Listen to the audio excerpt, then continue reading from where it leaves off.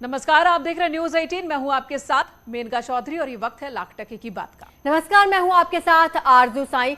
खबर नोएडा से कि कितने गालीबाज, ये सवाल इसलिए उठ खड़ा हुआ है कि 5 अगस्त को नोएडा की ओमैक्स सोसाइटी में क्या हुआ ये सबने देखा। और श्रीकांत त्यागी की बदसलूकी एक महिला से सबने देखी और उसके बाद उसकी गिरफ्तारी हुई। पहले तो श्रीकांत त्यागी भाग गया, फिर गिरफ्तारी हुई। इसके बाद आगरा से एक महिला का वीडियो सामने आया जो सरेआम पूर्व सैनिक को, जो कि गार्ड के तौर पर वहां काम कर रहा था सोसाइटी में, उसको गाली देती हुई नजर आई। और अब फिर से नोएडा से गाली गलौज का वीडियो सामने आया है। एक महिला जिसका नाम भव्या राय है, वो जेपी सोसाइटी के गार्ड को गाली देती हुई नजर आई है।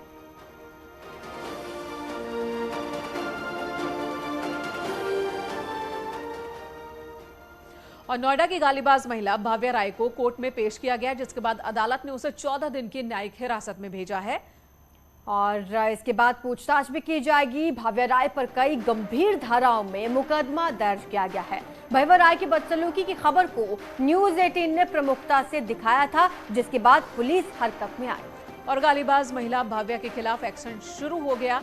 पुलिस ने महिला की एक कार भी जब्त कर ली है।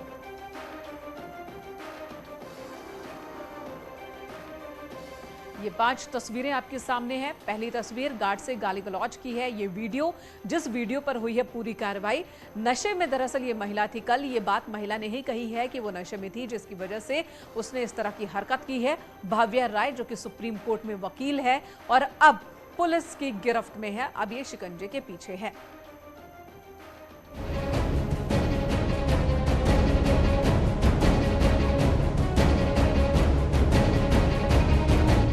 हर एक फ्रेम पर गाली। शांति में रहती हूँ, शांति में जाती हूँ।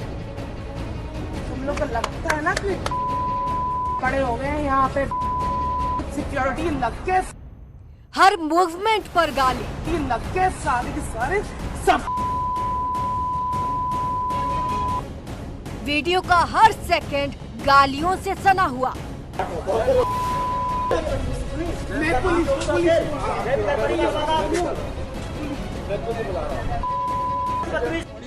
अभी ओमैक्स सोसाइटी में महिला से बदसलूकी करते श्रीकांत त्यागी की तस्वीरें भूले भी नहीं थे।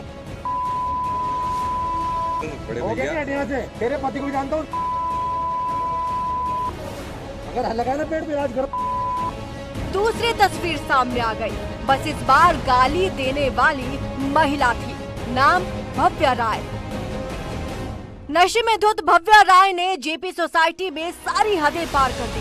सिर्फ गार्ड से बदसलूकी ही नहीं की, बल्कि गालियों की बौछार कर दी। लग के सारे के सारे सब। गार्ड को कॉलर से पकड़कर घसीटा, मैं पुलिस गाली दी, धमकी दी और गालियों का सिलसिला थमा नहीं।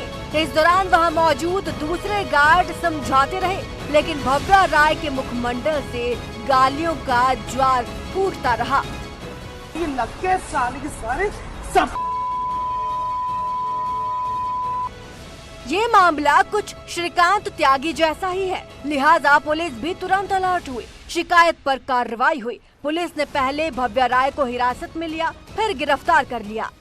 मामला जो है ये गाड़ी के एग्जिट को लेकर ये हुआ था और इस संबंध में पुलिस के द्वारा संज्ञान लेते हुए और जो सिक्योरिटी गार्ड है उसके तहरीर के आधार पे, चूँकि ये जो भी इसने उसमें जो आरोप लगाए हैं उसके संबंध में 153A, 505(2), 323, 504 और 506 में जो है अभियोग पंजीकृत कराया गया है।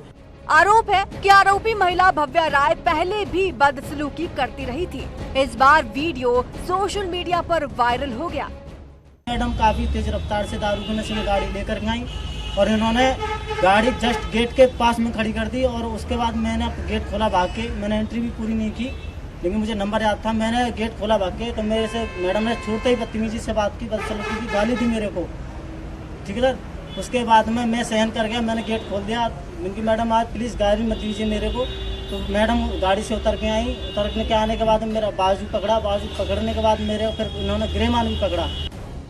सोसाइटी में रहने वाले दूसरे लोग भी इस बात की पुष्टि करते हैं। आरोपी महिला भव्या राय पहले भी बदसलूकी करती रही है।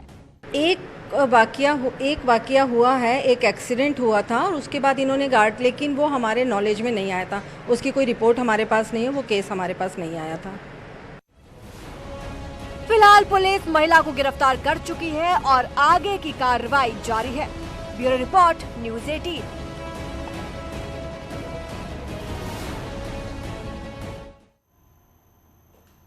तो जिस दिन गालीबाज महिला भव्या राय का वीडियो सामने आया, महिला को पुलिस ने गिरफ्तार कर लिया। उसी दिन 5 अगस्त को ओमेक्स सोसाइटी में महिला से बदसलूकी करने वाले श्रीकांत त्यागी के समर्थन में एक महापंचायत हुई है, यानी कि आज एक महापंचायत हुई और इस कार्रवाई को गलत ठहराया गया। इस महापंचायत में डिमांड की गई कि श्रीकांत त्यागी की रिहाई की जाए क्योंकि उसे राजनीतिक तौर पर फंसाया गया है, और साथ ही डिमांड की गई है कि जल्द से जल्द कार्रवाई होनी चाहिए। बढ़ते चेहरे को दबाने की कोशिश करी गई है। भाई कुल मिलाकर हमारी बात है, हमें हमारा भाई बाहर चाहिए। इतना बड़ा इशू हुआ का पेड़ लगाने का, तुम ही बताओ। कितना बड़ा जुर्म कर दिया, कितने मर्डर कर दिए जो गैंगस्टर लगाई।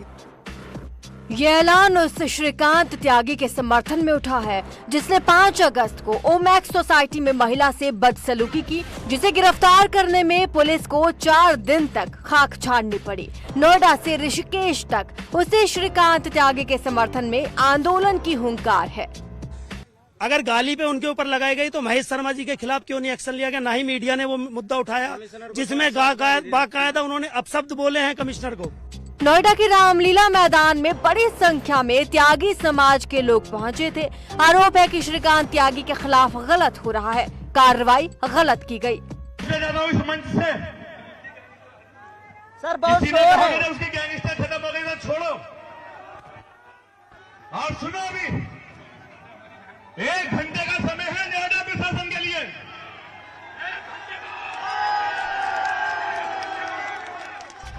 मंच से ऐलान हुआ, प्रशासन को चेतावनी दी गई। मंच के बाहर भी प्रशासन से शासन तक सवाल किया गया। हालांकि प्रशासन से बातचीत के बाद रामलीला मैदान में जारी महापंचायत खत्म हो गई। 15 दिन के वक्त के साथ अब ऐलान है कि 28 अगस्त को ओमेक्स का घेराव करेंगे। 28 तारीख को ओमेक्स का घेराव होएगा भाई। ना तो वे निकले और ना हम उन्हें निकलन दे, वहीं बैठेंगे, धरना निश्चितकालीन कर देंगे। हम भी पढ़ाई छोड़कर वहीं बैठेंगे। खुला चैलेंज। पहले श्रीकांत त्यागी को गिरफ्तार न करने को लेकर बीजेपी को निशाने पर ले रही सियासत अब कार्रवाई पर सवाल उठा रही है। इस आरोप के साथ कि गाली गलौज के मामले में कार्रवाई गैंगस्टर एक्ट के तहत क्यों हो रही है। उनके खिलाफ गाली गलौज और बदतमीजी की धाराओं के अंदर मुकदमा कायम होना चाहिए और उन धाराओं के अंदर उनके खिलाफ कार्रवाई होनी चाहिए थी। उनकी पत्नी का क्या दोष था, उनके बच्चों का, मासूम का क्या दोष था कि आप पत्नी को और बच्चे का इस कदर हैरेसमेंट करोगे और उसके बाद कोई उनसे मिलने जा रहा है, अगर उनको सांत्वना देने, आप उन्हें भी उठा के बंद कर दोगे। त्यागी समाज की महापंचायत को लेकर भारतीय जनता पार्टी पूरी तरह से गंभीर है। बीते दिनों समाज का एक प्रतिनिधिमंडल शीर्ष अधिकारियों से मिला, उनकी बातों को सुना, उनको समझाया, अपनी समस्याएं बताई। उन्हें पूरा आश्वासन दिया गया कि पूरे मामले की, जो नोएडा का मामला है, उसकी निष्पक्ष जांच होगी। श्रीकांत त्यागी की गिरफ्तारी के बाद से ही त्यागी समाज लामबंद है, लेकिन लाख टके का सवाल है, आखिर गालीबाज का समर्थन क्यों? फिलहाल ओमेक्स सोसाइटी की सुरक्षा बढ़ा दी गई है। Bureau report, news 18।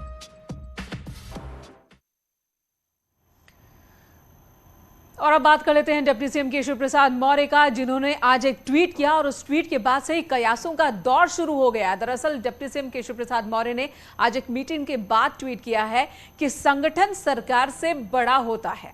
बिल्कुल, और केशव मौर्य ने ये ट्वीट गाजियाबाद में संगठन महामंत्री धर्मपाल सिंह से मुलाकात के बाद किया है। अब ये ट्वीट लगातार चर्चा का विषय बना हुआ है और कयास ये लगाए जा रहे हैं कि उन्हें बड़ी जिम्मेदारी संगठन में दी जा सकती है।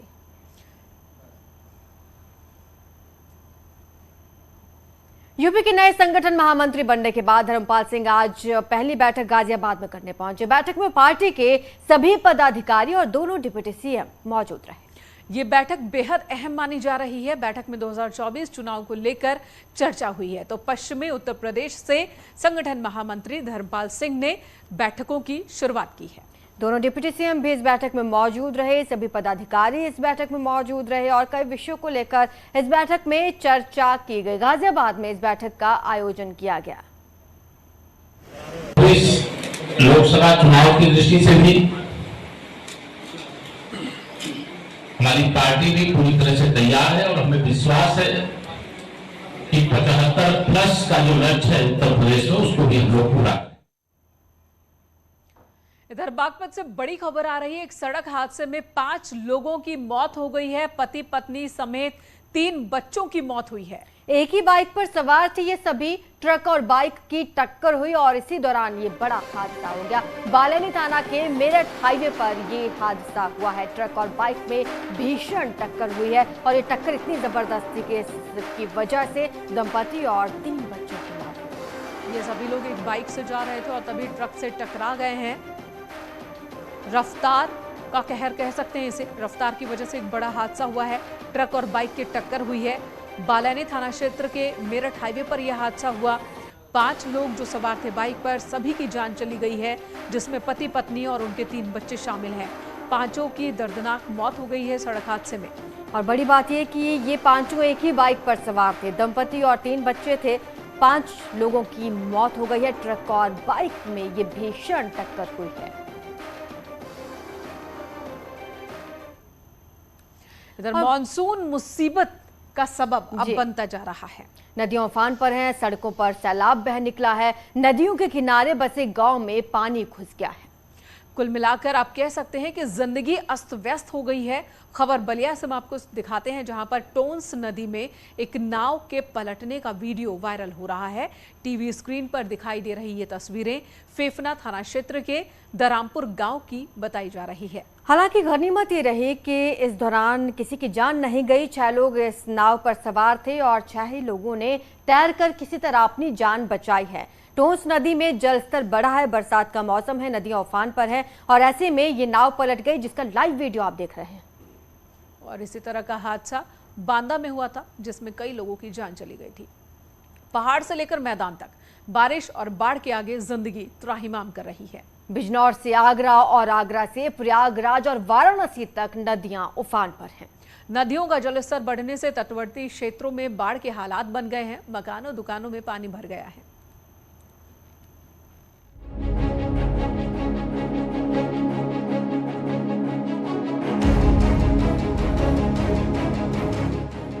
पहाड़ से लेकर मैदान तक आसमान से बर्बादी बरस रही है। न बारिश थमती है और न ही तबाही रुकती है। जिन सड़कों पर गाड़ियां दौड़ती थीं, वहां अब नाव चल रही। घरों में पानी है, सड़क पर पानी है। संगम नगरी में गंगा और यमुना के बढ़े जलस्तर ने जिंदगी की रफ्तार थाम दी है। संगम आने जाने वाले रास्ते सभी डूब गए हैं और इसके साथ ही साथ जो भी घाट हैं वो भी पूरी तरह से जलमग्न हैं। और इस वक्त हम नाव से जायजा ले रहे हैं उस सड़क का जो संगम से लेकर नागवासुकी होते हुए बख्शीबाग की तरफ जाती है।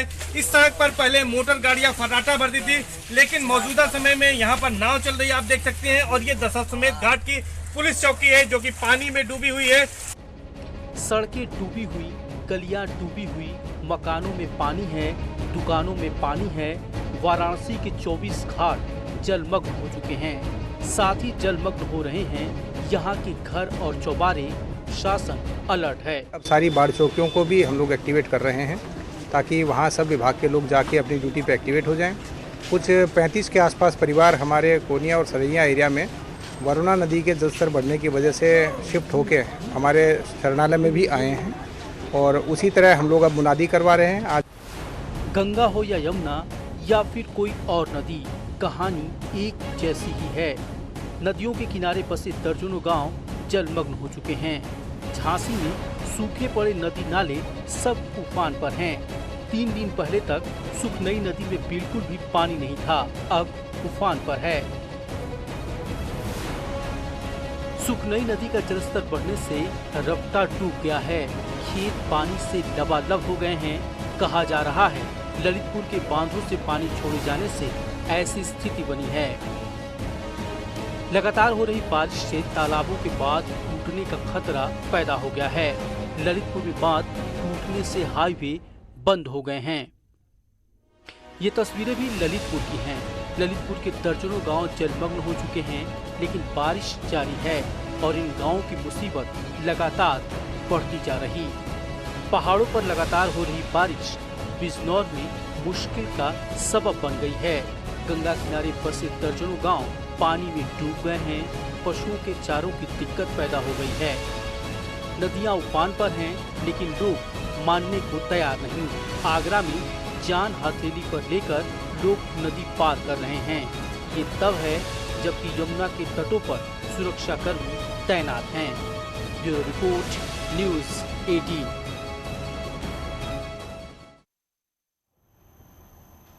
उत्तरकाशी का एक वीडियो वायरल हो रहा है जिसमें पुरोला के विधायक दुर्गेश्वर लाल एक बरसाती नाले को पार करने के लिए संघर्ष करते दिख रहे हैं। दुर्गेश्वर लाल एक बल्ली के सहारे संतुलन बनाते हुए नाले को पार कर रहे हैं। और आपको ये भी बता दें कि न्यूज़ 18 ने 2 दिन पहले ही इसी नाले का एक वीडियो दिखाया था जिसमें कुछ बच्चे बल्ली के सहारे ये नाला पार कर रहे थे।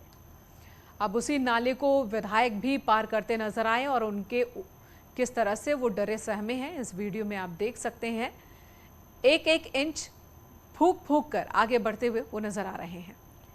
दरअसल उनका गांव इसी तरफ है और जब गांव से लौटे तो उनके रास्ते में ये बरसाती नाला पड़ा था, तो इसी के चलते बल्ली के सहारे नाला पार करते हुए नजर आ रहे हैं विधायक।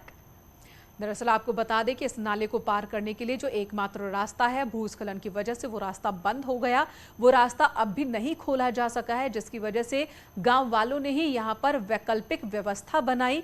एक बल्ली नाले के ऊपर डाला गया और इसी बल्ली के सहारे हर रोज लोग इधर से उधर नाला पार करते हैं। स्कूल जाना हो, बाजार जाना हो, यही बल्ली एक सहारा सभी लोगों के लिए। और कितनी खतरनाक है ये यात्रा, ये आप अंदाजा लगा सकते हैं कि जरा सा पैर फिसला नहीं, जरा सी चूक हुई नहीं कि बड़ा हादसा हो सकता है। शनिवार को देहरादून के मालदेवता और इससे लगे टिहरी के इलाकों में बारिश की तबाही हुई। मालदेवता की आपदा में 4 लोगों के शव अभी तक बरामद किए गए, जबकि 13 लोग अब भी लापता बताए जा रहे हैं। 12 घायलों का इलाज भी चल रहा है। इस पूरे इलाके में एसडीआरएफ की 6 टीमें लगाई गई हैं जो राहत बचाव कार्य में जुटी हुई हैं। वहीं टिहरी में शनिवार को ही 2 शव बरामद किए गए हैं, जबकि 5 लोग अब भी लापता बताए जा रहे हैं जिनकी तलाश जारी है। कई घर तबाह हो चुके हैं, रोड बह चुकी हैं, पुल ध्वस्त हो चुके हैं। घायलों को इलाज के लिए अस्पताल में भर्ती करवाया गया।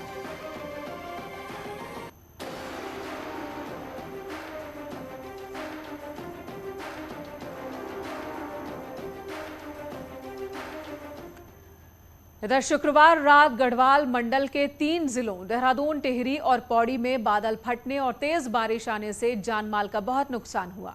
तेज बारिश ने पिछले कुछ सालों का रिकॉर्ड तक तोड़ दिया है। मौसम तेजी से करवट क्यों ले रहा है, ये सवाल एक्सपर्ट्स के लिए किसी गुत्थे से कम नहीं।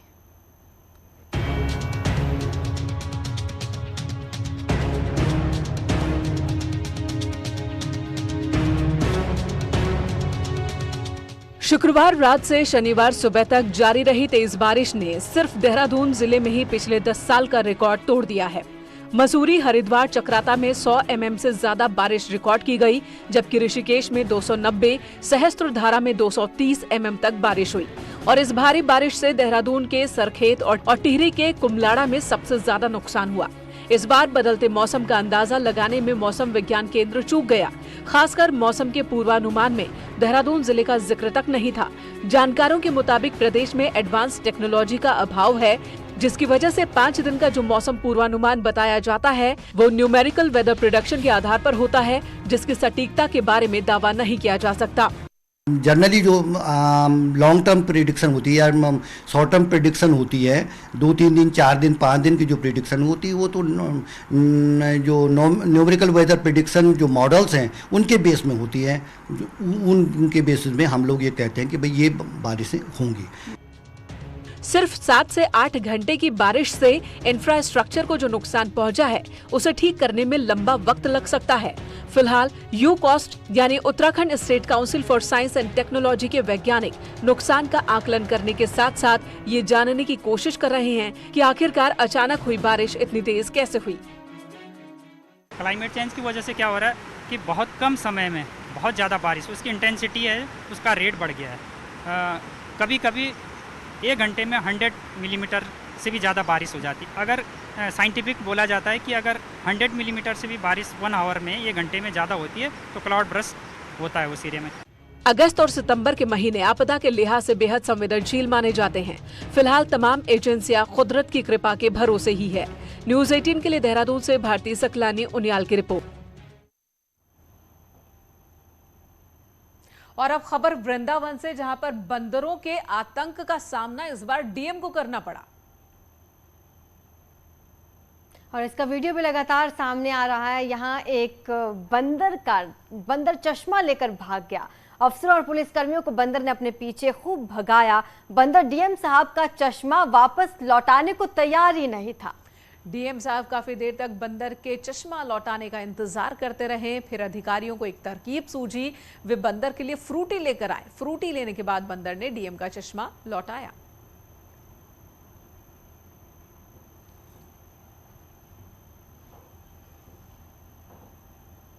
तो वहीं दूसरी ओर इस बंदर की हरकत ने सियासी रंग भी ले लिया। दरअसल एसपी अध्यक्ष अखिलेश यादव ने बीजेपी पर निशाना साधा और ट्वीट किया है। उन्होंने ट्वीट किया है कि बंदर ने सोचा, जब बीजेपी के शासन में प्रशासन को चश्मा लगाकर भी कुछ नहीं दिखता तो चश्मे की जरूरत ही क्या। एक तंज भरे लहजे में उन्होंने ट्वीट किया है। तो अखिलेश यादव की ओर से ये ट्वीट किया गया। दरअसल वृंदावन में आज एक बंदर डीएम साहब का चश्मा लेकर भाग गया। बंदरों की हरकत को लेकर कई बार शिकायत मथुरा वृंदावन में लोग करते रहे हैं। यहाँ बंदरों की संख्या बहुत ज़्यादा हो गई है, जिसकी वजह से लोगों को परेशानी का सामना करना पड़ता है। सैलानी भी परेशान होते हैं। इसी बीच आज डीएम साहब को परेशानी का सामना करना पड़ा। इस वाक्य को अखिलेश यादव ने ट्वीट किया है और सरकार पर निशाना साधा। इसके जरिए उन्होंने लिखा है कि जब चश्मा लगाकर भी प्रशासन को कुछ दिखता नहीं है बीजेपी के शासन में, तो बंदर ने सोचा होगा कि चश्मे की जरूरत ही क्या। और इसी तरह के आतंक की कई वीडियोज अब तक सामने आ चुकी हैं, जब बंदर कभी पुलिसकर्मी की टोपी लेकर भाग जाते हैं और इस बार चश्मा बंदर के हाथ लगा, जिसके पीछे पीछे भागते नजर आए पुलिसकर्मी। ग्रेटर नोएडा पुलिस ने 3 साल के एक बच्चे के अपहरण के मामले का सिर्फ 7 घंटों के अंदर खुलासा कर दिया। बच्चे को एक युवक ने सोसाइटी के बाहर अकेला देखकर किडनैप कर लिया था, जिसके बाद वो बच्चे को लेकर बुलंदशहर चला गया था। पुलिस ने सीसीटीवी फुटेज के आधार पर बच्चे को अपहरणकर्ता के कब्जे से सकुशल बरामद किया है। इस वारदात की फुटेज आपके सामने टीवी स्क्रीन पर है। 2 तस्वीरें। पहली तस्वीर में आप देख रहे हैं सोसाइटी के सामने जब बच्चा खेल रहा था तो ये शख्स बच्चे को लेकर गोद में लेकर जाता हुआ आपको नजर आ रहा है। और उसके बाद दूसरी जगहों की भी तस्वीरें आप देख रहे हैं। पूरा ट्रैक किया गया, पुलिस कर्मचारियों ने ट्रैक किया कि कहां कहां ये बच्चे को लेकर गया था। फिर इसे बुलंदशहर से पकड़ा गया और बच्चे को सकुशल बरामद किया गया। परिजनों को जैसे बच्चा सौंपा गया, उनके चेहरे की खुशी आप देख सकते हैं। किस कदर वो भावुक हो गए आप देख सकते हैं।